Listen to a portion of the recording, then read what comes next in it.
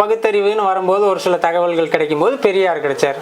அப்போது அந்த பகுத்தறிவு இருக்குது, அந்த இடத்துல ஆன்மீகம் அப்படிங்கிற ஒரு கான்செப்ட் என்னமோ விஷயம் இருக்கே அப்படின்னு தோணும்போது அப்பா மூலமாக இதெல்லாம் வரும்போது பெரியாரும், அதுக்கு அடுத்த லெவலுக்கு போகும்போது அந்த பகுத்தறிவுக்கு அடுத்தது உடற்பயிற்சி மனப்பயிற்சி அங்கே தேவைப்படுது. வெறும் அறிவு வேலை செய்யுமா? கண்டிப்பாக செய்யாது. அந்த அறிவை பயன்படுத்தணும்னா மனது தெளிவாக இருக்கணும், உடல் ஆரோக்கியமாக இருக்கணும்னு போகும்போது வேதாத்திரி மகரிஷி ஐயாவுடைய தொடர்பு வந்தது. அப்போ அதுக்கு அடுத்ததாக நம்ம யோசனை பண்ணும்போது வேதாத்திரி மகரிஷி ஐயா இந்த மாதிரி இதுனா சில கட்டுப்பாடுகள் எல்லாருக்கும் பொதுவானது அப்படின்னு சொன்னாலும் கூட முழுமையான சுதந்திரம் அப்படி வேணுங்கும்போது ஓஷோ கிடைச்சிது. ப்ரூஸ்லிகிட்டையும் ஓஷோகிட்டையும் எனக்கு முழுமையான நிறைவான சுதந்திரம் இருந்தது. இப்போ மற்ற குருமார்கள் ஆசான்கள் மூலமாக பல விஷயங்களை ஓரளவிற்கு எடுத்துக்கிட்டு அதை கற்றுக்கொள்ள முடிஞ்சது. இது கற்றுக்கிறது முக்கியம் இல்லை, நான் கற்றுக்கிட்டதை புது வகையாக அனைவருக்கும் பகிர்ந்து கொடுப்பதற்கு இங்கே எல்லாருடைய உதவியும் எனக்கு கிடைச்சதை பகிர்ந்துக்கிறதுக்கு ஒரு காட்சியாக வச்சுருக்கோம். அதாவது அறியாமை இருளை கடந்து உள் சென்றவனே கடவுள். தனியாக ஒரு உருவத்தை வச்சுட்டு இதுதான் கடவுள், அதாவது இப்போ இறைத்தன்மை அப்படிங்கிறது இறைநிலை, இறைத்தன்மை எங்கும் நிறைந்திருக்கிறது தானே. அது குறிப்பிட்ட இடத்துல தான் இருக்குதுன்னு தெரிகிறது பக்தி யோகா. அதாவது ஆரம்ப நிலையில் இருக்காங்க அறியாத குழந்தைகள், அவர்கள் படிநிலை வரட்டும், நாம் முன்னாடி போகணும், நாம் கடந்து வந்துடணும். அவர்களுடையதை ஏற்றுக்கொள்ள வேண்டியதில்லை. ஒருவர் திட்டுனாங்கன்னா அதை நீங்கள் ஏற்றுக்கிட்டால் தான் கோபம் வரும், மற்ற உணர்ச்சிகளை காட்டுவீங்க. அது கடந்து செஞ்சுட்டிங்கன்னா ஆனால் விழிப்புணர்வோடு கடந்து செல்லணும். மீண்டும் மீண்டும் அவர்கள் திட்டுற மாதிரி வச்சுக்கூடாது. அதுக்கான பதிலையும் நீங்கள் செய்ய தயாராக இருக்கணும்னா நடைமுறைப்படுத்தணும். நீங்கள் அவர்களுடைய அந்த வார்த்தைகளாலேயோ செயலாலேயோ பாதிக்கப்படாத நிலைமைக்கு நம்மை உயர்த்தி கொள்ள வேண்டும். அதற்கு இது தெரிஞ்சுக்கணும். யோகா செய்கிறதுக்கு கண்டிப்பாக சைவமாக தான் இருக்கணும் அப்படிங்கிறது ஏதாவது விதி இருக்கா?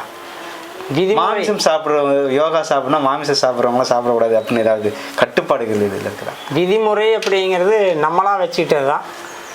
இடத்துக்கு தகுந்த மாதிரி, உங்களுடைய அறிவுக்கு தகுந்த மாதிரி, உண்மை அதுதானே. உங்களுடைய அறிவுக்கு இடத்துக்கு தகுந்த மாதிரி தான் இது முடிவாகும். இப்போ தமிழ்நாட்டில் இருக்கக்கூடிய நிலை வேறு, இந்தியாவிலே பொதுவாக அதாவது வடநாடு தென்னாடு வேறு.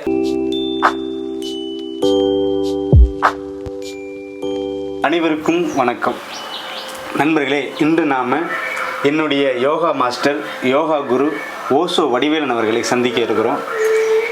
இன்னைக்கு யோகாங்கிறது வாழ்வியலுக்கு தேவையான ஒரு நல்ல உடற்பயிற்சிங்கிறத நீங்கள் மருத்துவமனைக்கு போனாலும் டாக்டர் என்ன சொல்கிறாங்கன்னா சுகரோ வந்தாக்கா நடைப்பயிற்சி செய்யுங்க, யோகா செய்யுங்க அப்படின்னு சொல்கிறாங்க. இன்றைக்கி யோகா பயிற்சிங்கிறது எல்லாருக்கும் தேவையான ஒரு பயிற்சிங்கிற அளவுக்கு மக்கள் வந்திருக்கிறாங்க. இந்த காலகட்டத்தில் யோகாவை வச்சு நிறைய பேர் நிறைய பிஸ்னஸ் பண்ணுறாங்க, அதில் நிறைய மூட நம்பிக்கைகளை புகுத்துறாங்க. இந்த சமயத்தில் நாம் யோகானா என்ன, யோகாவை எப்படி செய்யணுங்கிறத நம்ம மாஸ்டர்கிட்ட கேட்டு தெரிஞ்சுப்போம். ஐயா வணக்கங்கய்யா. வணக்கம். அன்பு வணக்கங்கள் அனைவருக்கும். ஐயா இப்போ ரொம்ப நாளைக்கு அப்புறம் நம்ம நீ சந்திக்கிறோம். கண்டிப்பாக.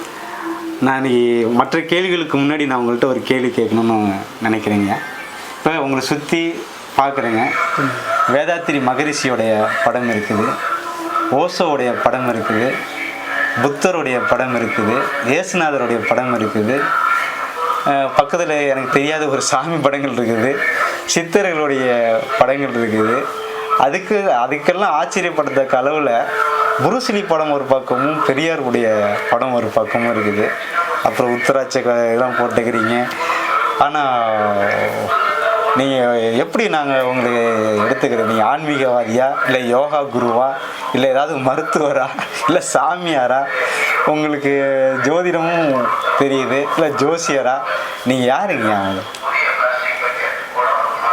நலமான வாழ்வே நிறைவான செல்வம், இது என்னுடைய அடிப்படை பகிர்வுன்னு சொல்லலாம். அதாவது இப்போ நான் சொன்ன அர்த்தம் புரிஞ்சிருக்கும். நலமான வாழ்வுக்கு நிறைவான வாழ்வு புரிஞ்சிச்சு. நலமான வாழ்வே நிறைவான செல்வம்.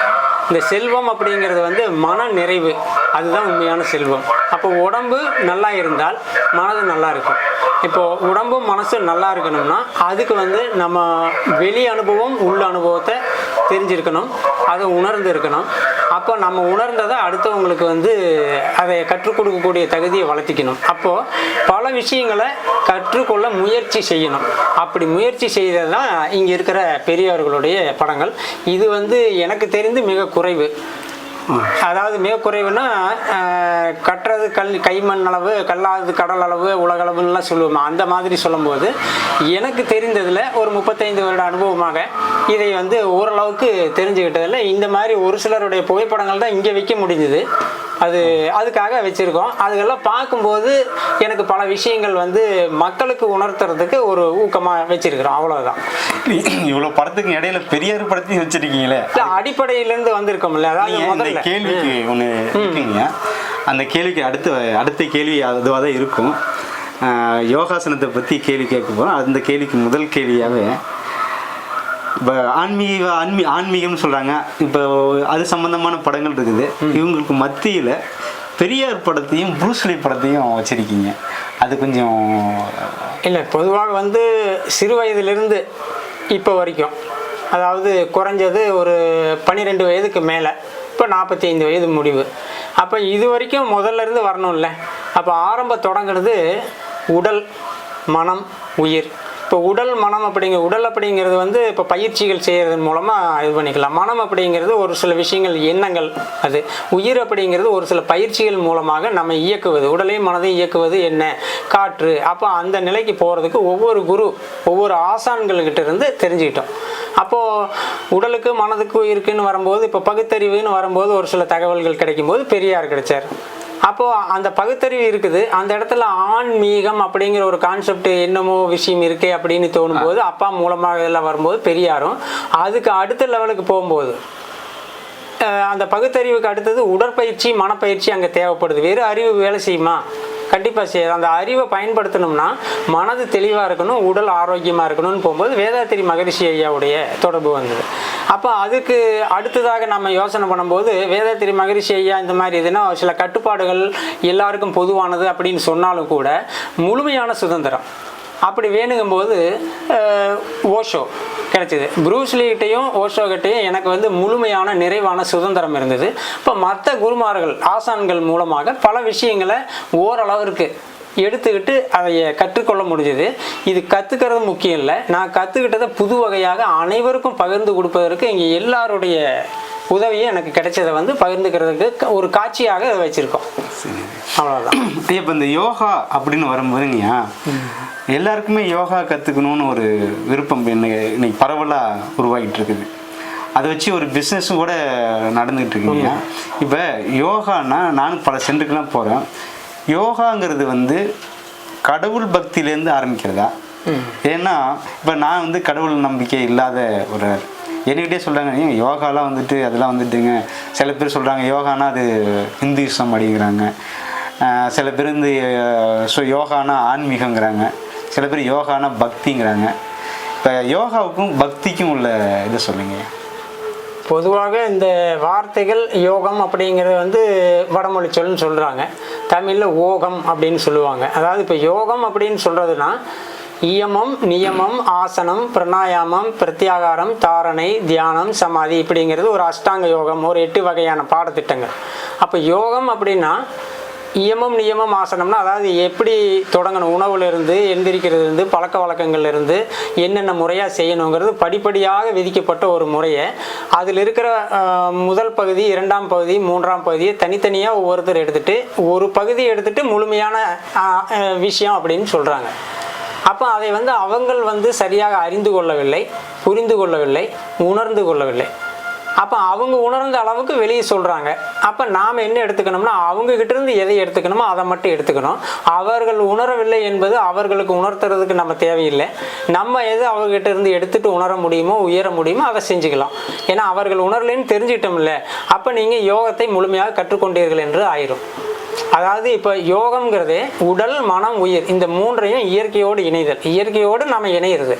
அப்போ இயற்கை அல்லாத விஷயத்தை அவங்க சொல்லி கொடுக்குறாங்கன்னு எப்போ தெரிஞ்சுக்கிட்டீங்களோ, இந்த கேள்வி உங்களுக்குள்ளே வந்ததோ அப்போ நீங்கள் யோகி ஆயிட்டீங்க. இப்போங்கய்யா, இப்போ யோகான்னு வரும்போது அவங்க சொன்னால் முதல்ல பக்தியை தான் கொண்டு வராங்க. ஏதாவது இப்போ தியானம்னு சொன்னாலே அமர்ந்து முதல்ல ஏதாவது ஒரு கடவுளை நினச்சி ஏதாவது ஒரு மந்திரத்தை பேசுங்க அப்படிங்கிறாங்க. அப்புறம் பக்தியிலேருந்து தான் யோகா அப்படின்றாங்க. இப்போ பக்தி அப்படின்னாக்க நம்ம என்ன செய்வோம்? இப்போ எங்கள் ஊர் நான் இருக்கிறதுக்கு பக்கத்தில் ஒரு பிள்ளையார் கோயில் இருக்குது. அங்கே போய் சாமி கும்பிட்டா பக்திங்கிறாங்க. அது சாமியை கும்பிடலனாக்கா நாத்திகங்கிறாங்க. இப்போ முஸ்லீம் இருக்கிறாங்க, இந்த தர்காவுக்கு போனால் ஆன்மீகங்கிறாங்க, பக்திங்கிறாங்க, போகலன்னாக்கா நாத்திகங்கிறாங்க. கிறிஸ்டின் இருக்கிறாங்க, சர்ச்சுக்கு போனால் பக்திங்கிறாங்க, போகலன்னா நாத்திகங்கிறாங்க. இல்லை பக்திங்கிறது எதுங்க? ஏன்னா பக்தியே அடுத்து தான் பக்தி யோகம், கர்ம யோகம், ராஜயோகம், ஞான யோகம் தான் சொல்கிறாங்க. முதல்ல அதிலே பார்த்தீங்கன்னா பக்தி யோகம் தான் ஃபஸ்ட்டு சொல்கிறாங்க. பக்தினா எதுங்க? கடவுளை போய் கும்பிடுறது, வணங்குறது, சூடம் கொளுத்தி காட்டுறது தான் பக்தியா? இல்லை வாரம் வாரம் சர்ச்சுக்கு போகிறது பக்தியா? இல்லை டெய்லியும் 3 வேளை தொழுகிறது பக்தியா? பக்தினா எதுங்க? இதை நான் அறிந்தவரை, உணர்ந்தவரை, பக்தி, கர்மம், ராஜம், ஞானம் இது பிரித்தது படிப்படியாக சிறு குழந்தைகளுக்கு எளிமையாக புரியறதுக்கு மனதை ஒருமுகப்படுத்துவதற்காக ஒரு பொருளை உற்று நோக்கி அதில் கவனம் வைக்கிறது பக்தி யோகம். 2ஆம் நிலை நம்மளுடைய கடமையை சரியாக செய்யணும், பலனை பெருசாக எதிர்பார்க்கக்கூடாதுன்னு உணர்த்துறதுக்கு கர்மயோகம், செய்யும் செயலையே. 3ஆவது அடுத்த நிலைக்கு போகிறது உடலையும் மனதையும் உயிரையும் ஒரு அடித்தளத்துக்கு கொண்டு வரக்கூடிய பகுதியாக இருந்தது ராஜயோகம். 4ஆவது இது அத்தனையை கடந்து இறைநிலை உணர்வு பெறுவதற்கு, அதாவது இப்போ நாம் கடவுள், கடை ப்ளஸ் உள் அப்படின்னு, அதாவது எதுக்காக சொன்னோம்னா இந்த அறியாமை இருளை கடந்து உள்ளதான் எல்லாம் இருக்குது அப்படிங்கிறது உணர்றது தான் கடவுளுங்கிற பதமே, அந்த சொல்லே அதுதான். இதை உணர்றதுக்கு இது படித்தளங்களாக இது உருவாக்கப்பட்டது ஆரம்பத்தில். இப்போ செய்யறது உணராதவர்கள் எப்படி பயன்படுத்துகிறாங்கங்கிறது அவங்கவுங்க நிலையில் தான். ஆனால் அவங்ககிட்ட இருந்து நம்ம எதை எடுத்துக்கணும்னா பக்தி யோகம் என்பது ஆரம்ப நிலை, அடுத்த நிலை கர்மயோகம், அதாவது படிப்படி நிலைகள் தான். இப்போ நான் யோகா கற்றுக்க போனேன்னா இப்போ பக்தி நிலையில எது பக்தி நிலை? அதாவது கடவுள் எனக்கு அதுலேயும் ஒரு இது இருக்குங்க. புரியுது. இப்போ பிள்ளையாரையோ இல்லை சிவபெருமானையோ இல்லை ஏதாவது ஒரு சாமியை தூக்கி வச்சுட்டு வணங்கிட்டு ஆரம்பிக்கிறது தான் பக்தியா? இல்லை, அதுதான் சொல்லணும். இப்போ ஆசான்கள் எந்த நிலையில் இருக்கிறார்களோ அவர்கள் எதை உணர்ந்தார்களோ எதை கற்றார்களோ அதை ஒப்பிக்கிறார். அர்த்தம் புரியுது. உண்மையான, அதாவது உணர்ந்து ஓதுபவர்கள் குறைவு. ஓதி உணர்வு யாரோ சொன்னாங்க, அதை கற்றுக்கிட்டாங்க, இங்கே உங்ககிட்ட ஒப்படைக்கிறாங்க, அதை வர்த்தகமாக பண்ணுறாங்க, அவர்களுக்கு தெரியாது. நம்ம அவர்களிடமிருந்து ஏதாவது கற்றுக்க முடியுதுன்னா இது அது சரியல்லன்றது தெரிஞ்சிட்டோம்ல, அப்போ நீங்கள் ஒருபடி உயர்ந்துட்டீங்கன்னு அர்த்தம். அவருக்கு முழுசாக தெரியல, அவருக்கு தெரிஞ்சதை நம்மளுக்கு சொல்லிட்டாங்கன்னு கண்டுபிடிச்சிட்டீங்க. அப்போ நீங்கள் உணர்ந்தவர்கள், உணர்ந்து ஓதுன தன்மை உங்களுக்கு வந்துருச்சு. அப்போ அவர்கள் என்னன்னா அந்த படிநிலையில் கீழ்நிலையில் தான் இருக்காங்க, மேல்நிலைக்கு இன்னும் வரல. மேல்நிலைன்னா வேற ஒன்றும் இல்லை, பக்தி யோகம் தொடக்கம். எதை ஒரு பொருளை ஒரு பொருளின் மீது கவனம் வைக்கும்போது மனம் குவிக்கிறது. அப்போ செயல் குறைந்து அந்த இதில் கவனம் செலுத்தி ஒரு வெற்றி அடைகிறதுக்கு ஒரு படி, அது பக்தி யோகம் பேசிக் அடித்தளமாக வருது. 2ஆவது கர்மயோகம்னா எந்த செயல்லையும் ஒரு பற்று, இந்த செய்தால் எனக்கு இது கிடைக்கும், அந்த பற்று நிலையை தவிர்த்துட்டு காரியத்தை முழுமையாக சரியாக செய்யணுங்கிற அந்த உணர்வு நிலைக்காக 2ஆம் நிலை. இன்னும் அவர்களே அந்த படிநிலைக்கு வந்திருக்க மாட்டாங்க. 3ஆம் நிலை தான் உடலுக்கு மனதுக்கு உயிருக்குன்னா என்னன்னு தெரிஞ்சு படிப்படியாக வரக்கூடிய தவ நிலைக்கு வரக்கூடிய 3ஆவது நிலை தான் ராஜயோகம். 4ஆவது ஞான யோகம் அப்படிங்கிறது அதாவது உலகத்திற்குள் நாம் இருக்கலாம், நமக்குள் உலகம் இருக்காத அந்த பக்குவ நிலையை உணர்த்துறது தான் அந்த குரு நிலை, அதாவது ஆசானுடைய முழுமை பேருன்னு சொல்லலாம். இறையை உணர்ந்தது, அதாவது கடை ப்ளஸ் உள் அப்படின்னு எது சொல்கிறோம்னா நாம் இந்த அறியாமை நிலையிலிருந்து மேலே கடந்து வந்துட்டோமா அப்படிங்கிறத தனக்குத்தானே உணரும் உயர்ந்த நிலை தான் அந்த ஞான யோகம். இது படிநிலைகளில் அவங்க எந்த நிலையில் இருக்கிறாங்களோ அதை மட்டும் சொல்லி கொடுத்துட்ருக்காங்க. இப்போ இந்த 4ஆவது நிலை வந்தவங்க அந்த கீழ்நிலையில் இருக்கக்கூடிய அந்த முதல் பாடத்தை மறுபடியும் தொடர்ந்து செய்ய வேண்டாம்னு சொல்கிறவங்க தான் அந்த நிலையை அடைந்தவர்கள்னு அர்த்தம். நீங்கள் ஆரம்பத்தில், அதாவது 1ஆம் வகுப்பு படிக்கக்கூடிய பாடத்தையே நீங்கள் முதுகலை படிப்புங்கும் போது படிக்க சொல்கிறார்கள்னா அந்த வாத்தியார் எப்படின்னு நாம தான் முடிவெடுத்துக்கலாம். இப்போங்க இப்போ நீங்கள் சொல்கிறது பார்த்தீங்கன்னாக்கா நீங்கள் சொல்கிற எல்லா விஷயமுமே நாம் இயற்கையோடு உள்ள சம்பந்தத்தை சொல்கிறீங்க. ஆனால் மதங்கிறது இப்போ யோகானால அது இந்து மதத்துக்கு சம்மந்தப்பட்டது அப்படின்னு சொல்கிறாங்க. இந்து மதம்னா என்னன்னு பார்த்தோம்னா அது இப்போ ராமர் கோயில் கட்டிக்கிறாங்க, ராமாயணம், மகாபாரதம், இதுதான் ஹிந்துசம்ன்ற மீதே சொல்கிறாங்க. இப்போ நீங்கள் சொல்கிறதுக்கும் மதத்துக்கும் சம்மந்தமே இல்லாமல் இருக்குது. நீங்கள் இந்த ராஜயோகம் கர்மயோகம்லாம் இந்து மதத்துக்கு சொந்தமானதா, இல்லை முஸ்லீம் மதத்துக்கு சொந்தமானதா, இல்லை புத்த மதத்துக்கு சொந்தமானதா? எத்தனையோ மதங்கள் இருக்குது. இந்த மதங்களுக்கெல்லாம் ஒரு கோட்பாடு இருக்குது.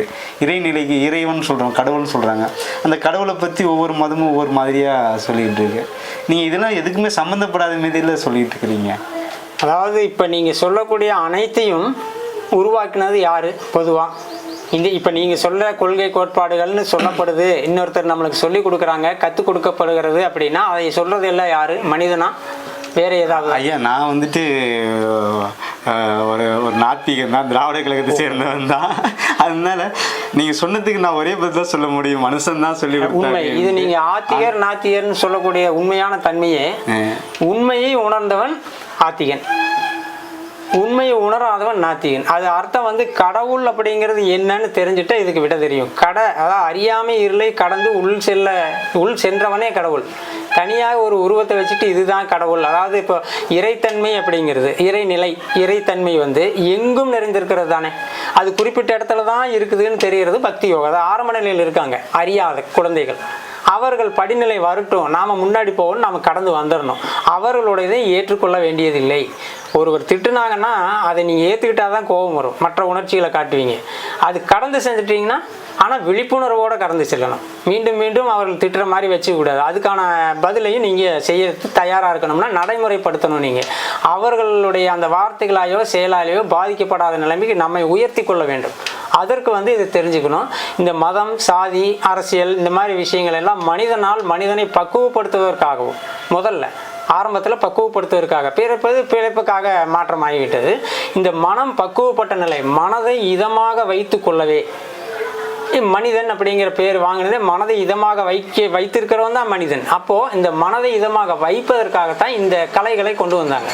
ஆனால் அதை முறையாக சொல்லி கொடுக்குற குருக்கிட்ட கற்றுக்கிட்டால் மட்டும், அதை கற்றுக்கிட்டு தொடர்ந்து பயிற்சிகள் செய்துட்டு இருந்தால் அந்த நிலைக்கு நீங்கள் தானாகவே உயர்ந்துருவீங்க.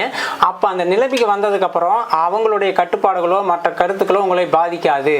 பயிற்சிகளை முழுமையாக செய்பவர்களுக்கு மட்டுமே பாதிக்காது. அதாவது ஒரு குரு சொல்கிறாருன்னா அதை கேட்ட உடனே நீங்கள் மாற முடியாது.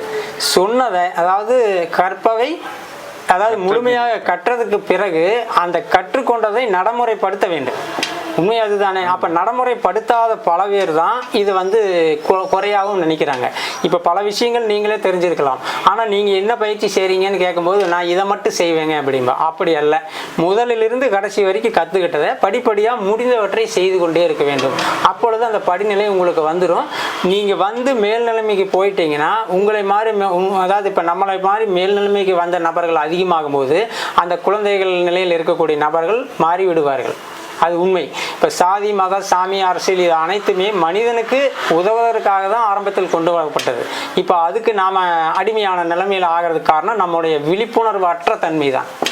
பயிற்சி என்பது மனிதனை உயர்த்துவதற்காக தான். இப்போ யோகாசனம்ங்கிறது வந்து பயிற்சியா இல்லை ஆன்மீகமா? இல்லை, ஆன்மீகம்ங்கிறது ஒரு எளிமையான ஆன்மீகம்ங்கிறது வந்து மக்கள் என்ன சொல்லுவாங்கன்னா கடவுள் பக்தி தான் ஆன்மீகம் அப்படிங்கிறது. அது இப்போ சொன்னது இல்லை, தவறு சொல்லலாம்.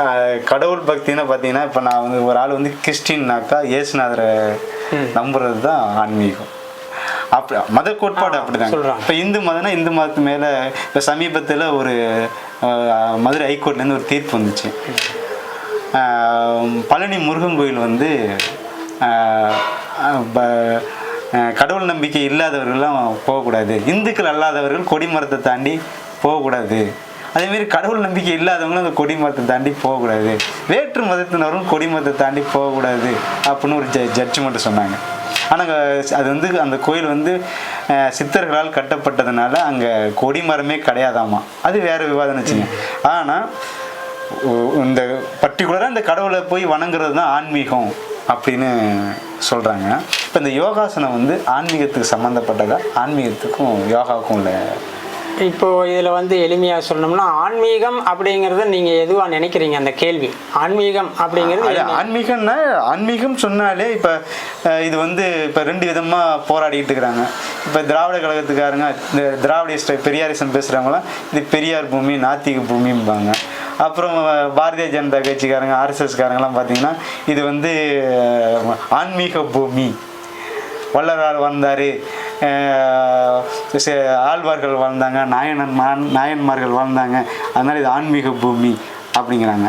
ஆன்மீகம்னாக்கா பொதுவாக மக்களுக்கு உள்ளது நாயன்மார்கள், ஆழ்வார்கள், கடவுள், முருகன், சிவபெருமா, இதுமாரி இதுதான் ஆன்மீகம் அப்படிங்கிறது தான் மக்களுக்கு தெரிந்தது. இப்போ இதுக்கும் மக்கள் நினச்சிட்டு இருக்க இந்த ஆன்மீகத்துக்கும் இந்த யோகாவுக்கும் என்ன சொன்னாங்க? அதாவது ஆன்மீகம் என்பது, ஆன்மா என்பது உயிர் தான். அந்த உயிரை உணரும் தன்மை அதுக்காக பயிற்சிகள் இருக்குது. இந்த மாதிரி விஷயங்கள் தெரிஞ்சு இந்த பயிற்சிகளை முறையாக செய்து உங்களுடைய உயிரை உணரும் தன்மை, உணர்ச்சி அல்ல, உணர்வை உணர்ந்தீங்கன்னா இதிலிருந்து கடந்து வந்துடுவோம். இந்த கடத்தல், அதாவது இந்த அறியாமை, இந்த மூட நம்பிக்கைன்னு சொல்கிறது, அடுத்தவங்க சொன்னதை அப்படியே கேட்டு நடக்கிறது தப்பு இல்லை. மீண்டும் அதில் குற்றம் இருக்கிறத கண்டுபிடிச்சிட்டு அதிலிருந்து வெளியே வரணும்ல. அது வெளியே வராமல் இருக்கிறத, அது தன்மை, வெளியே வராமல் இருக்கும் தன்மை ஆன்மீகம் அல்ல.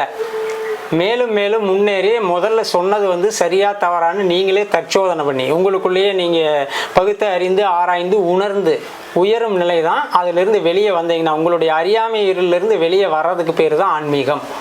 அதாவது முன்னோர்கள் சொன்னதுக்காகவோ பழைய ஆளுங்க சொல்லிட்டாங்க, நம்ம பாரம்பரியம் சொல்லிருச்சு, அப்படி அல்ல.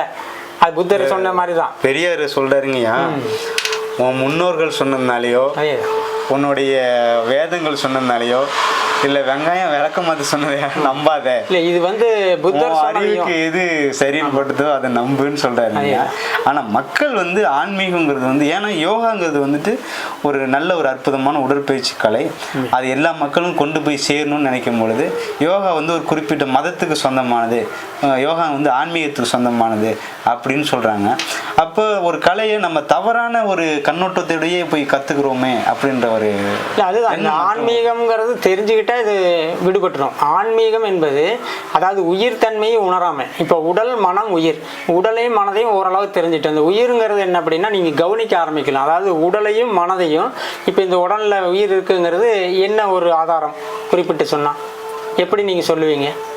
நீங்க உயிரோடு இருக்கீங்க, உடலோட மனதோட இருக்கீங்க. மனது இருக்குங்கிறது எண்ணம், உடல் இருக்கு. அப்போ உயிர் நீங்க எப்படி சொல்லுவீங்க குறிப்பிட்டு சொல்லுவதுன்னா?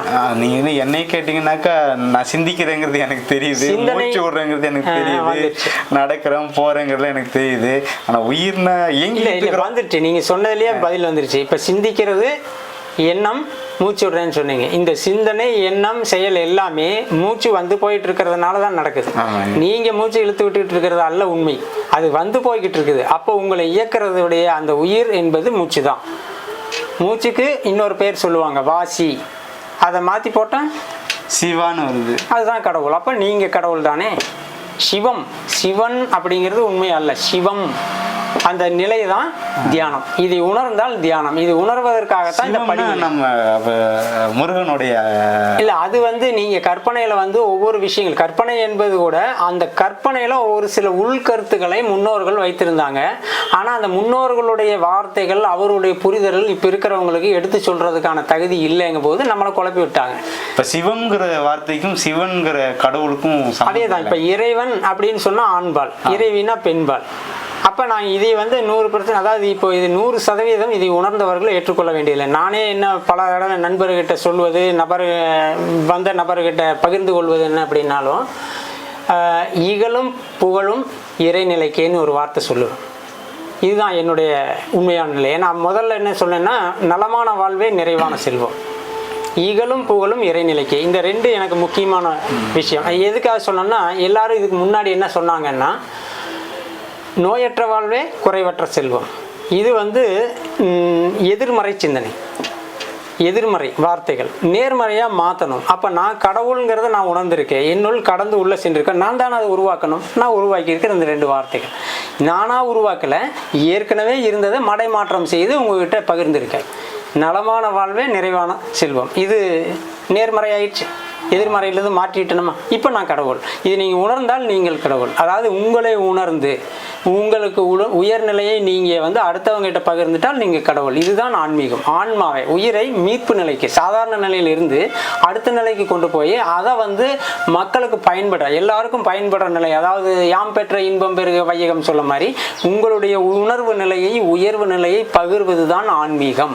ஆன்மாவை மீட்பது வேறொன்று. நீங்கள் சொல்லுறீங்க ஆன்மீகம்ங்கிறது வந்து மதம் சார்ந்தது இருக்கிறது, ஆன்மீகம் கிடையாது. மதம் என்பதே கடவுள் வணக்கம்ங்கிறது வந்து பக்தி இல்லை. கடவுளுக்கு வணக்கம் தேவையில்லை, கடந்து உள் சென்று உயர்வதற்காக. நான் சொல்லுன்னா கடவுள் வணக்கம்னா இந்துக்கள் இந்து சாமி கும்பிடுறது, முஸ்லீம் சாமி கும்பிடுறது, இந்த மாரி உள்ள கடவுள் எந்த தொடர்பும் இல்லை. அந்த கடவுள் பக்தியும் இந்த ஆரம்ப நிலையில வைத்துக் கொள்ளலாம். உங்களுக்கு எதுவுமே தெரியாத போது, இப்போ ஒரு இடத்திற்கு புதிதாக ஒரு செல்லும் போது அந்த இடத்த வந்து தெரியாத நபர்கிட்ட நம்ம கேட்கிறோம், எங்க போகணும் இந்த வழினா அது சரியான வழியாக இருந்தாலும் போவோம், தவறான தெரியாமல் போகத்தானே செய்ய வேண்டும், தவறு இல்லை. போனதுக்கப்புறம் தெரிஞ்சுட்டு திருந்தணும்ல, ஆமாம், அதை செய்யறது. இந்த திருந்துட்டு தெரிஞ்சுட்டு முன்னேறினா நீங்கள் ஆன்மீகத்தில் இருக்கீங்க, ஆன்மாவில் உயர்ந்துட்டீங்கன்னு அர்த்தம். இவ்வளோதான். அப்போ இவங்க சொல்றதுலாம் வந்து வேற, அது அவங்க அந்த நிலைக்கு இன்னும் வரல, அவங்க வருவாங்க. நான் முன்னாடி பிரயாணம் பண்ணுவோம். நம்முடைய பயணம் தொடர்ந்து செல்லட்டும், பின்தொடர்பவர்கள் அவர்களுடைய விருப்பம் அது. அப்புறம் இன்னைக்கு வந்து பார்த்தீங்கன்னாக்கா யோகாங்கிறது வந்துட்டு இந்த மூலம் பௌத்தத்துக்கெல்லாம் மீதியெல்லாம் வச்சிருக்கிறாங்க. சில பேர் சொல்கிறாங்க இந்த வயசை செய்யும்போது கடன் தொல்லையிலேருந்து தான் விடுபடலாம், பில்லி சூனியம் எல்லாத்துலேருந்து விடுபடலாம், அந்த மாரியும் சில பேர் சொல்லிக்கிட்டு இருக்கிறாங்க.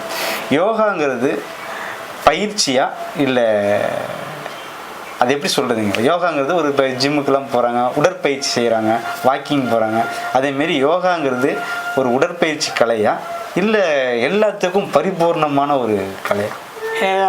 அது முன்னாடி சொன்ன மாதிரி தான், பகிர்ந்த மாதிரி. அதாவது உடல் மனம் உயிர் சார்ந்த ஒரு இயற்கையோடு இணைந்து வாழ்தலுக்கான ஒரு வழிமுறை தான் யோகம், ஓகக்கலை.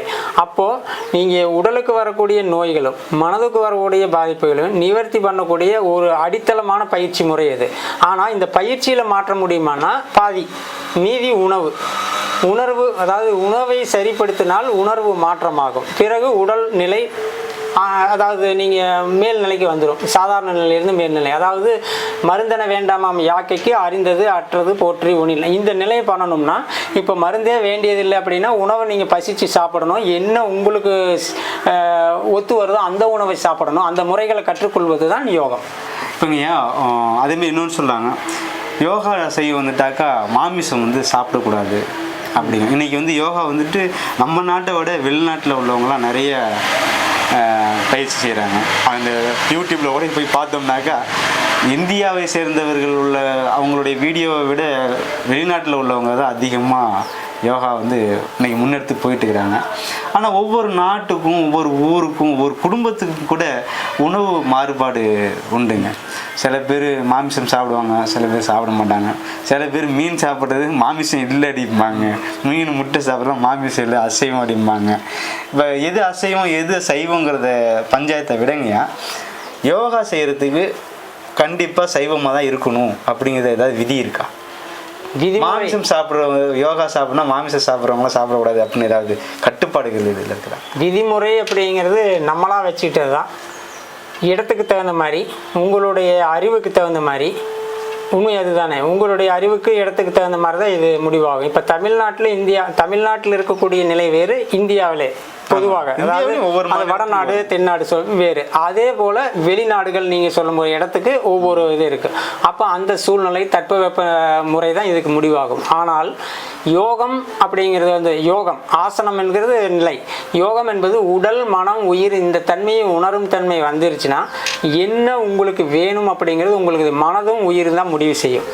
மேலோட்டமாக அறிவு முடிவு செய்கிறதில்ல, மனதும் உயிரும் அந்த இதை வந்து அறிவை விருத்தி செய்யக்கூடிய நிலைமை உங்கள் உயிர் கேட்கும். இது சாப்பிடணும் இது சாப்பிடக்கூடாது, அது மேலோட்டமாக வராது. நீங்கள் பயிற்சி எடுத்ததுக்கு அப்புறம் தான் தெரியும். அதுக்கப்புறம் அந்த முடிவை நீங்கள் அதாவது அந்த முடிவை பின்பற்றுவதற்கு சூழ்நிலை சந்தர்ப்பமும் ஒத்து வரணும். இப்போ நான் இங்கே தமிழ்நாட்டில் என்னுடைய இருப்பிடத்திலிருந்து பேசிக்கிட்டு இருக்கிறது இது சரி. வெளிநாட்டிலேயோ வேறு ஒரு கிரகங்கள் குறிப்பிட்ட இடத்துக்கு போய் இதே கொள்கையோ இதே கருத்துக்களையோ நடைமுறைப்படுத்த முடியுமா என்பது நான் நடைமுறைப்படுத்த முடியாவிட்டாலும் மற்ற உணவை எடுத்துக்கொள்ள மாட்டேன். இது என்னுடைய ஒரு விருப்பம். உங்களுக்கு இப்போ மகாத்மா காந்தி வெளிநாடு போனாலும் நான் வந்து சைவம் தான் சாப்பிட்டேன்னு அந்த கட்டுப்பாடோட கடைசி வரைக்கும் இருந்தாருன்னு சத்திய சோதனையில் எழுதிக்கிறாருங்க.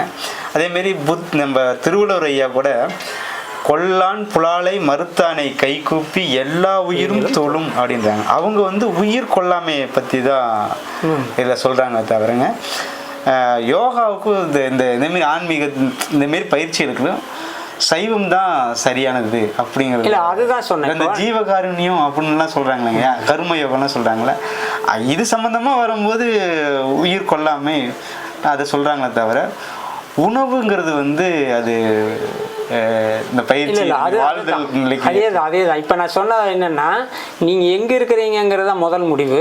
ரெண்டாவது, நீங்கள் எங்கே இருந்தாலும் நீங்கள் வந்து ஆறறிவு அப்படின்னு நம்ம சொல்கிறோம்.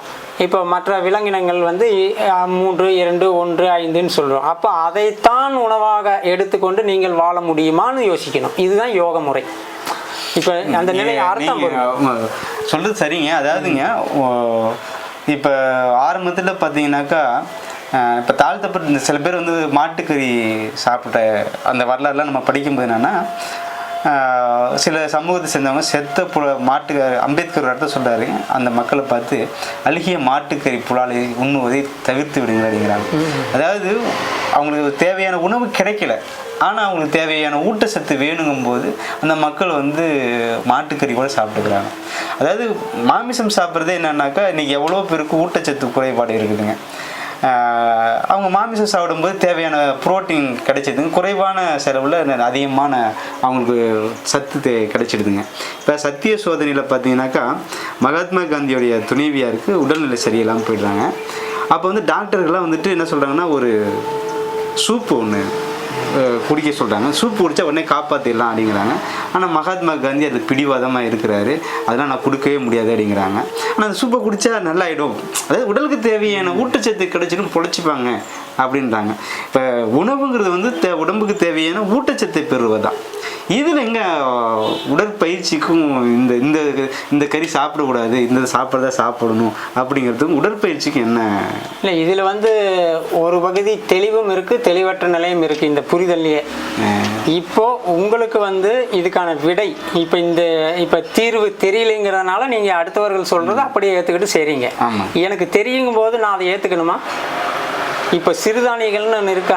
இருக்குங்க. உங்களுக்கு தெரியுமா எல்லாம் என்னென்னு? நவதானிய, கம்பு, சோளம், அதுகளை நீங்கள் உணவாக எடுத்துக்கிறீங்களா இல்லையா? இல்லை. இப்போ அதுதான், அதை எடுத்துக்கிட்டால் நீங்கள் புலால் சம்பந்தமானதை எண்ணி கூட பார்க்க வேண்டியது இல்லை. நான் சொல்றது புலால் உண்பது தவறல்ல, உணர்வு நிலை. என்னுடைய கேள்வி ஒன்று புரிஞ்சுக்கினீங்க, இந்த பயிற்சி செய்வதற்காகவே இந்த உணவை தவிர்க்கணுமா? இல்ல, அதுக்கு இல்லை. அது நீங்கள் எந்த இடத்துல இருந்தாலும் இருக்கிற இடத்தை பொறுத்து தான் அந்த நடைமுறை செய்ய முடியும். இப்போ தமிழ்நாடு, இந்தியா, வடநாடு, தென்னாடுன்னு வரும்போது ஒரு சில உணவுகள் கிடைக்கும், கிடைக்காதுங்கும் போது இங்கேயே மாற்று இருக்கு. அப்போ வேறு இடத்துல வேறு நாடுகள், கிரகங்கள் எங்கே போனாலும் அங்கே இருக்கிற சூழ்நிலைகள் படி தான் நீங்கள் செய்யணும். அங்கே இருக்கும்போது உங்களால் முடிந்தவரை உங்களுடைய விருப்பத்தின் பேரில் இருக்க முடியும். நீங்கள் யோக பயிற்சி எடுத்தவராக இருந்தால் எந்த கிரகத்திற்கு போனாலும் ஒரு சில பயிற்சிகள் மூலமா உங்க உடலையும் மனதை உயிரையும் கட்டுப்படுத்தி வைக்க முடியும். ஆனால் அதற்கு ஒரு கால வரை இருக்கு. இப்போ நான் உங்கள்கிட்ட இவ்வளவு நேரம் பேசினது இல்லைங்க, ஆன்மீகம்ங்கிறது வந்து உணர்ந்துக்கிறது, நம்மை உணர்ந்துக்கிறது தான் சாதாரண கடவுள் என்பதோட அர்த்தம். எந்த ஆன்மீகங்கிறது மதம் சார்ந்ததோ இல்லை, நிச்சயமாக இல்லை, அது கிடையாது. அதாவது யோகான்னு பயிற்சின்னு வரும்போது ஆன்மீகங்கிறது வந்து தன்னைத்தானே அறிவது, கடவுளுங்கிற உணர்வுன்னு சொல்லிக்கிறீங்க. அதே மாதிரி பக்திங்கிறதும் வந்து அதாவது யோகாசனத்தை பயிற்சி வரும்போது அதுக்கும் கடவுளுக்கும் இந்த மதத்துக்கும் சம்பந்தம் இல்லைங்கிறதையும் நாங்கள் உருவ வழிபாடு என்பது ஒரு படிநிலை பயிற்சி. அது இல்லை, அது கட்டாயங்களான்னு கேட்குறேன். கிடையாது. அதாவது உங்களுக்கு நான் தான் சொன்னமே, ஒரு இடத்துக்கு நீங்க போறீங்க, அந்த இடத்தோட விஷயம் தெரியாத போது தெரியாதவர்கள் சொன்ன வழியும் பயணம் செய்வீர்கள்ல, அது போல பக்தி யோகம். ஆனால் அது தவறா சரியா என்பதை நீங்களே முடிவெடுக்க வேண்டும். ஏன் புரிந்து கொள்ளணும், எல்லாருமே அதில் போனால் போய் சேர்ந்துருவாங்களான்றது கிடையாது. போனவன் பல பேர் போகாமல் மொத்தமாக போயிருக்காங்க, போய் சேர்ந்தவர்கள் மிகச்சிலராக இருப்பாங்க. ஆனால் ஞான நிலை என்பது வந்து அதை கடப்பது தான். ஞானம் என்பது வேற ஒன்றும் இல்லை. உலகத்தில் நீங்கள் இருக்கீங்க, உலகம் உங்களுக்குள்ள இல்லாத அந்த திருப்பற்ற நிலை. அவ்வளோ பக்தி யோகங்கிறது வந்து சும்மா தான். ஆமாம், அது ஆரம்ப நிலை. அதான் சொன்ன குழந்தைகளுக்கு 1ஆம் வகுப்பு பாடம். இப்போ நீங்கள் மேல்நிலை படிக்கும் போது 1ஆம் வகுப்பு பாடம் உங்களுக்கு தேவையா? ஆனா அது அடித்தளமா இருந்திருக்கலாம். ஆனா அதுலயே இல்லாமலும் படிக்காதவங்களும் ஒரு சிலர் அந்த உணர்வு நிலையில பெற்றிருக்காங்கல்ல. ராமகிருஷ்ண பரமஹம்சர், ரமணர் போல பயிற்சியை எடுக்காத ஒரு சிலருக்கு தன்னுணர்வு இயற்கையாகவே வந்திருக்கிறது. அது வந்து என்ன சொல்லணும் அப்படின்னா, ஒரு சில காலகட்டம் பெரியாரே எடுத்துக்கிட்டோம்னா எவ்வளவு பேசிக்கிறாரு, பள்ளிக்கூடமே ஒழுங்கா அது போலதான் சொல்லலாம். அவர் எந்த யோகாசனமும் பண்ணினது கிடையாது, எந்த பயிற்சியும் எடுத்துக்கிட்டே கிடையாது. அவர் வாழ்க்கை முழுவதும் ஒரு கொஞ்ச நாள் இளம் வயதை மைனராகவே கழித்தவர். அது அவரே சொல்லி அது இப்ப அவங்க சொன்ன பொது வாழ்க்கைக்கு வந்ததுக்கு பிறகு எல்லா இதுவும் தொடர்ந்து முழுமையா தன்னை ஈடுபடுத்தி கொண்டார். அவர் எந்த பயிற்சியும் எடுக்கல. 95 வயசு வரைக்கும் கடவுள் இல்லைன்னே சொல்லிட்டு வாழ்ந்த ஒரு மனிதன். அது வந்து அதான் சொன்னமே, அவங்களுடைய வாழ்வை இப்போ காந்தி சொன்ன மாதிரி தான், என் வாழ்வே எனது செய்தின்னு சொன்ன மாதிரி தான் பெரியார் வந்து அவருடைய கருத்தை சொன்னாரு. அதை ஏத்துக்கிறதும் ஏத்துக்காததும் உன்னுடைய விஷயம்னு சொன்னாரு. நாம் அதை இது பண்ணல. இப்ப பெரியார் சொன்னாருங்கிறதுக்காக நம்ம கேட்க வேண்டிய அவசியம் இல்லை. இப்ப புத்தர் சொன்னாங்கிறதுக்காக கேட்க இந்த தன்மை தான் யோகா. யோகாவுடைய தன்மை இதுதான். அதே மாதிரிங்க அந்த இப்போ நீங்கள் அருமையாக உணர்த்திட்டீங்க, யோகாங்கிறது எந்த மதத்துக்கும் சார்ந்தது அல்ல. அதே மாதிரி அந்த வர பக்தி கடவுளுக்கு சார்ந்தது கிடையாது, ஒரு உடற்பயிற்சி மனப்பயிற்சி அப்படின்னு சொல்லிட்டீங்க. உடற்பயிற்சி, உணர்பயிற்சி, உயர்பயிற்சிங்கிறது இதுதான். இல்லைங்க, சரிங்க. இப்போ இந்த யோகாசனத்தை வந்து பார்த்தீங்கன்னாங்கய்யா, இதுதான் யோகாசனம் தான் எல்லாத்துக்கும் தீர்வு அப்படிங்கிறாங்க. இப்போ வந்துன்னா யோக வைத்தியம் அப்படின்னு கூட கொண்டு வந்துட்டாங்க. எல்லா வைத்தியத்துக்கும் யோகாசனம் வந்து சரியான ஒரு தீர்வுங்களா? இல்லை, அது இப்போ சொன்ன மாதிரி தான். இப்போ நாம் சொன்னது யோகம்னா இது அத்தனையும் சேர்ந்தது தான். இல்லை, ஆசனம் சாத்தியம் அல்ல. இல்லை, இது முக்கியமான ஒரு கேள்வி என்னன்னுங்க, யோகாசனம் அப்படின்னு நிறைய பேர் என்ன சொல்கிறாங்க, மூச்சு பயிற்சி சொல்லித்தர்றாங்க. ஆசனங்கள், இருக்கைகள், மயூராசனம், பத்மாசனம், இது போன்ற இருக்கைகளை சொல்லித்தர்றாங்க. இது ரெண்டையும் சேர்த்து யோகாசனம்னு சொல்கிறாங்க. ஆனால் நீங்கள் வந்துட்டு அது தத்துவ நிலைன்னு சொல்லி தன்னை அறிவது, உணர்தல்.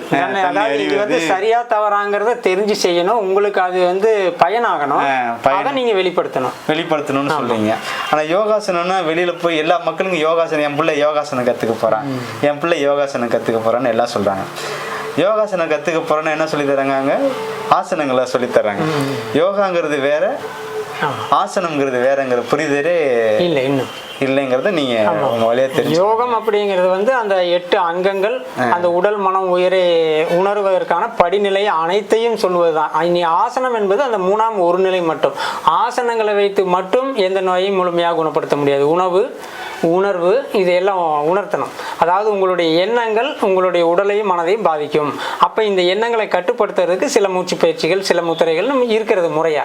அது உணர்குரு, அதாவது அதை உணர்ந்த ஆசானிடத்தில் தான் அதை கற்றுக்கொள்ள வேண்டும். கற்றுக்கொள்வது முக்கியமல்ல, தொடர்ந்து செய்ய வேண்டும், பயிற்சி செய்ய வேண்டும். உணவு கட்டுப்பாடு, மன ஒரு சில பயிற்சிகள் செய்தால் மட்டுமே நோய் அற்ற நிலை சாத்தியமே. அதாவது எண்ணமற்ற நிலை சாத்தியமானால் நோயற்ற நிலை சாத்தியம்னு சொல்றாங்க. எண்ணமற்ற நிலை என்பது முழுமையாக எண்ணமற்ற நிலை இல்லைனாலும் எண்ணங்கள் அதிகமாக இருக்கிற அலைச்சூழலை குறைத்தால் மனக்குழப்பங்கள், அதுதான் யோக முறை. இப்போ அந்த சிந்தனையை குறைப்பது வேற எதுவும் கிடையாது. அதை மூச்சை மெதுவாக இழுத்து விட்டீங்கன்னா உங்களுக்கு பல சிந்தனைகள் குறையும். இல்லை, யோகாவின் அடித்தளமே இதுதான். அப்போ அது பிராணாயாமம், அந்த இதுல 3வது அடித்தளத்தில் சிந்திச்சுட்டு இருப்போம். அதேதான், அதை குறைத்தல், அவ்வளவுதான். அதாவது இது என்ன அப்படின்னா, தேவையான நேரத்தில் குறைச்சிட்டு தேவையான நேரத்தில் பயன்படுத்துறது தான் யோகாவுடைய முறை, வேறு ஒன்றுமில்லை. இது கட்டாயம் கிடையாது. இதுதான் எல்லாத்துக்கும் தீர்வுங்கிறது கிடையாது. இது தீர்வு அப்படிங்கிறது நீங்க நீங்க எந்த அளவுக்கு செய்றீங்கன்னு இருக்கு. அவ்வளவுதான். இன்னொரு கேள்விங்க, சில பேர் இந்த நோயே, இந்த சக்கரை நோய், பிரஷர் நோயெல்லாம் ஒரு 50 வயசு ஆயிடுச்சுனாலே ஆட்டோமேட்டிக்காக வந்துடுதுங்க. அவங்களுக்கு தான் இப்போ யோகாங்கிறது கட்டாயம் தேவைப்படுது. அவங்க என்ன சொல்றாங்கன்னா, ஐயோ இந்த யோகாசனத்தில் பார்த்தா பயங்கரமாக அப்படியே வளைஞ்சி கிழிஞ்சி பயங்கரமாக இருக்குங்களா, அதனாலே அவங்க பயந்துட்டுனா ஐயோ நம்மளால அதை செய்ய முடியாதுப்பா அப்படிங்கிறாங்க. 50 வயசுக்கு மேலே யோகா செய்ய முடியாதுங்களா, கற்றுக்க முடியாதுங்களா? இல்லை, அதாவது இப்போ இதுலேயும் என்னென்னா அதாவது மாணவரும் ஆசானும் பொறுத்து தான் இது. ஆசான் அப்படின்னா எந்த வயதினருக்கு யாருக்கு எந்த ஆசனம், எந்த உணவு முறை, எந்த அந்த வகை என்ன அப்படின்னு சரியாக உணர்த்துறவர் தான், அதை போதிக்கிறவர் தான். அப்போ நீ எந்த வயசுலையும் யோகா கற்றுக்கலாம், ஆனால் சொல்லிக் கொடுக்குற ஆசிரியர் 4 வயதுக்கு மேற்பட்டு, அதாவது புரிதல் இருந்து உடம்பை ஏற்றக்கூடிய பக்குவம் இருந்தால் தாராளமாக கற்றுக்கலாம். அந்த கற்றுக் கொடுக்குற ஆசானை பொறுத்து தான் பலன் உண்டு. ஆனால் கற்றுக்கலாம் கண்டிப்பாக. 50 வயசுல உள்ளவங்க அற்புதமாக 80 வயது ஆனாலும் கற்றுக் கொடுக்கும். ஏன்னா நான் சொல்லி கொடுத்துட்ருக்கோம், எனக்கு தெரிஞ்சதை பகிர்ந்துகிட்டு இருக்கோம். நானே பகிர்ந்துக்கும் போது என்னை விட மேல் ஆசான்கள்லாம் இருக்காங்க. மேல் அப்படின்னா அவங்க உயர்ந்த நிலையில் இருக்கிறவங்க அது சொல்லி கொடுத்துட்டு இருக்காங்க. ஆசனங்களே இல்லாமல் ஒரு சில முத்திரைகள், ஒரு சில வர்ம புள்ளிகள் வைத்து இருக்கிறார்கள். ஆசனமே செய்யாமலும் செய்ய முடியும். அது அந்த மேல் வகுப்பு ஆசான்களுக்கு அது சாத்தியமே. நாம் அதை பயிற்சி செய்தால் அந்த நிலையை யாரும் அடையலாம். சமீபத்தில் ஒரு செய்தி படிச்சங்கயா, யோகா குரு பாபா ராம்தேவ் மருத்துவமனையில் அனுமதி. யோகா குரு பாபா ராம்தேவ், அது தெரியாதவங்க இந்தியாவில் இருக்க முடியாது. உண்மையிலே நல்ல ஒரு யோகா. ஆனால் அவருக்கு உடம்பு சரியில்லாமல் ஹாஸ்பிட்டலில் போய் அட்மிட் ஆகிட்டாருங்க. இல்லை, அது இப்போ நான் சொன்ன மாதிரி தான். நீ எல்லாம் கற்றுக்கொண்டீர்கள், அனைவருக்கும் கற்றுக் கொடுக்கிறீர்கள். நீங்கள் பின்பற்றுகிறீர்களா? பின்பற்றுகிறீர்களா? புரிந்து கொள்ளுங்கள். செய்தீர்கள், செய்து கொண்டிருக்கிறீர்களா? செய்வீர்களா? புரிந்து கொள்ளுங்கள். நான் பெரியார்னு சொன்னா மட்டும் பத்தாது, படிச்சுக்கிட்டே அதேதான். இருக்கு, பயிற்சியிலே இருக்கு. அதுதான் தொடர் பயிற்சி மட்டுமே நலமான வாழ்வுக்கு நிறைவான செல்வமாக மாற்றுவதற்கு தொடர் பயிற்சி அவசியம். சும்மா ஒரு மாசம் யோகாசனம் கத்துட்டு எல்லாம் தீர்வாயிடும். தேவையான அளவிற்கு அதை செய்து கொண்டே இருக்க வேண்டும். மூச்சு இழுத்து விட்டுக்கிட்டு இருக்கோம், உணவு சாப்பிட்டுக்கிட்டு இருக்கோம். அதுபோல் உடற்பயிற்சி என்பதனுடைய அடித்தளம் இது. கட்டாயமாக யோகா தான் தீர்வு என்று சொல்லக்கூடாது. யோகாவும் செய்யலாம். யோகாவில் பல மாற்றங்களை ஏற்படுத்த இயலும், முறையான ஆசானிடம் கற்றால். அது எந்த இடத்திலும், அதாவது நாடு நகரம் அதெல்லாம் கிடையாது. முறையான ஆசான் உலகத்தில் எந்த பகுதியில் இருந்தாலும் அது சாத்தியமே. ஆசான் தான் முக்கியம். ஆசானை சரியாக பின்பற்றக்கூடிய மாணவனுக்கு அது சாத்தியமே. உண்மை. நண்பர்களே, இன்னைக்கு நம்ம ஐயாட்ட பேசும்போது ஒரு விஷயத்தை நம்ம தெளிவாக புரிஞ்சுக்கிட்டோம். யோகாசனம் அப்படிங்கிறது யோகாவுக்கும் மதத்துக்கும் எந்த சம்மந்தமும் இல்லை, யோகாவுக்கும் கடவுளுக்கும் எந்த சம்மந்தமும் இல்லை. அதாவது கடவுள்னு அப்படின்னு நம்ம சொல்கிறோம்னா ஒவ்வொரு மதமும் சொல்கிற, நம்ம இன்றைக்கி கோயில் குளமாக போய் வணங்குற இந்த மதங்களுக்கும் இந்த கடவுள்களுக்கும் யோகாவுக்கும் எந்த சம்மந்தமும் அல்ல. ஆன்மீகங்கிறதே மதம் சம்மந்தப்பட்டது அல்ல அப்படின்னு ஐயா ஒரு புது விளக்கம் கொடுத்தாரு. நம்ம இன்றைக்கி யோகாவை பற்றி ஒரு அடிப்படையை நம்ம தெரிஞ்சுக்கிட்டோம். பக்தி யோகான்னு அதில் வந்தாலும் அதுவும் கடந்து போகிறது தான் யோகாசனம்னு ஐயா சொல்லிக்கிறாங்க. பக்திங்கிறது கூட கடவுள், இன்னைக்கு நம்ம கடவுள் இதுக்கும் இது சம்மந்தம் இல்லை அப்படின்னு ஒரு புது விளக்கத்தையும் நமக்கு கொடுத்துக்கிறாங்க. அதேமாதிரி யோகாசனம் எந்த வயதிலையும் செய்யலாம் அப்படிங்கிற ஒரு தெளிவும் நம்மளுக்கு கொடுத்துக்கிறாங்க. அதேமாதிரி யோகா எல்லாத்துக்கும் ஒரு பரிபூர்ண நிவாரணே கிடையாது. ஆனால் அதை தொடர்ந்து செஞ்சுக்கிட்டு இருந்தால் பல நன்மைகள் வரும் அப்படிங்கிற செய்தி வரைக்கும் நம்ம ஐயாட்ட நம்ம கேட்டு தெரிஞ்சுக்கிறோம். அதேமாரி ஐயாட்ட நம்ம தொடர்ந்து அடுத்தடுத்த வீடியோக்களில் நம்ம தொடர்ந்து ஐயாட்ட பேசுவோம். அவங்க இது சம்மந்தமாக நம்மளுக்கு நல்ல தெளிவை கொடுப்பாங்க. அதேமாரி யோகாசனம் கற்றுக்கிறவங்க தானே ஒரு சும்மா கற்றுக்காமல் ஒரு நல்ல ஆசிரியரை அணுகி கற்றுக்குங்க அப்படிங்கிற ஒரு தெளிவும் ஐயா நம்மளுக்கு ஏற்படுத்திக்கிறாரு. இது சம்மந்தமாக நம்ம தொடர்ந்து ஐயாட்ட பேசுவோம். உங்களுக்கு யோகாசனத்தை பற்றி இன்னும் ஏதாவது தெரிஞ்சுக்கணும்னு நினச்சிங்கனாக்கா, அது சம்மந்தமாக ஏதாவது உங்களுக்கு சந்தேகம் தெரிஞ்சுக்கணும், இல்லை யோகாலாம் எதுக்கெலாம் என்னென்ன செய்யணும் அப்படின்னு நீங்கள் தெரிஞ்சுக்கணும்னு ஆசைப்பட்டீங்கன்னாக்கா ஐயா உங்கள் எண்ணு கொடுக்கலாங்க மக்களுக்குங்க. ஐயாடைய முகவரி எண்ணையும் நாங்கள் உங்களுக்கு கொடுக்குறோம். நீங்கள் ஐயாட்ட தொலைபேசியில் கேட்டு தெரிஞ்சுக்கலாம், இல்லை நேரில் தெரிஞ்சுக்கலாம். இன்னும் ஏன்னா